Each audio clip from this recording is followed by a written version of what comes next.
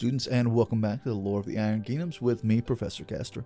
As mentioned in that ginormous two-player box set painting and stat card read and review video I did a few days ago, this is the shorter form of each of those sections. For everybody that did watch the hour, thank you, and for everybody that did not have that type of time, here you go. You can watch it in more bite-sized aspects. But again, if you could, before everything is set, please hit that like button, subscribe, and comment. Please do all those fun things, because that helps the great gods of the YouTube algorithm keep pushing this out to the rest of the folks that might be into the Warmachine and expand our community. Also, again, thank you so much, Steamforge, for sending us this two-player box set for review. And without further ado, let's get to it. Begin. And the first model that we're doing the painting tutorial over is the Jackal, the Warjack and Warbeast Hunter of Kodor. We start with a black coat, followed by a gray dry brush, followed by a white high brush. Then we start with a black coat. I used contrast black on all the black pieces. Then we moved on to the red contrast paint as well, just so we can get those armor panels in. And it does really bring out the highlights in it, so we also enjoy it. Then we move on to a leather. Whenever I do the leather, I always start with a light leather, and then I go to the dark leather, just so you can have some nice variations in the tones, just because, well, it just looks nicer in the long run.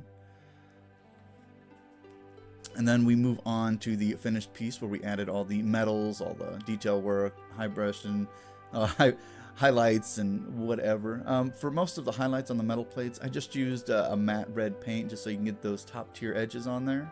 And then, of course, the fire and smokes from his rocket launcher thing going off. And then, of course, I did some glamour shots right here, as you can see. We did this in front of some of the city terrain that I have created, with some of the random posters and some of the odds and ends that we have that. And because since my camera is not the best at getting clear pictures and for moving objects, doing a little glamour shot, you can see the high detail of this model right here with his mustache, his majestic mustache, and all of his fantastic sculpt. I also like the fact that he's standing on a Signar Warjack head, because he is definitely a Warbeast and Warjack hunter. But as mentioned before, at this point, I'm just going to go over their card real quick and just give some of my thoughts on it as well. So his name is Sergeant Goran Lazarenko the Jackal. Speed 6, Mat 6, Rat 7, Defense 14, Armor 14. He is tough, he is immune to fire, he's immune to corrosion, he has Pathfinder, and he has advanced deployment, so he can be put out a little bit further. His special abilities include an alchemical mask, so he does not suffer gas effects, and when determining line of sight, this guy ignores cloud effects and concealment granted by cloud effects. He is a marksman, so when damaging a Warjack and Warbeast with a ranged weapon, you get to choose which branch or column that it goes into. So if you're going after something that has, say, not very much health, or a certain branch that does not have very much damage boxes in it, you can remove a Warbeast or a Warjack arm pretty dang easily. This guy has Prowl, so when he gets Concealment, he gains Stealth, which is convenient that with the spell rack of the Warcaster for the new Mark IV, you can actually just give everybody Fog of War, granting Stealth to most of this army. He has Reposition 3, so after his activation that he did not run or fail a charge, he can move up to 3 inches away. His weapon is what makes him the most dangerous to Warbeast and Warjacks, being called the Jackbuster. Rat 7, range 12, rate of fire 1, AoE 2, and it is a power 14 7. So that's a pretty dang decent amount, makes this guy a little walking artillery piece. The additional abilities on this weapon are brutal damage, so on a direct hit, it gains an additional die to this weapon's rolls against the target directly hit. So this guy is rolling 3 damage die, which basically makes him a weapon master if he hits his target directly.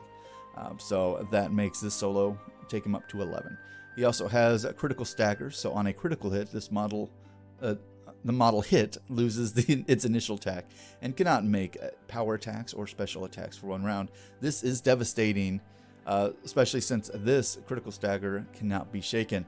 So if you hit somebody's Warjack, you can really narrow them up. Or if you hit somebody's solo and they survive, it kind of makes them mute for that turn.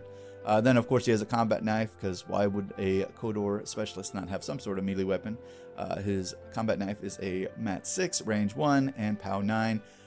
Definitely not a melee guy. He really wants to stay as far away from the people he's shooting at as possible. I would say this guy is great, but I have not got to use him because for everybody that knows what he does, they will shoot him off the board as fast as they can.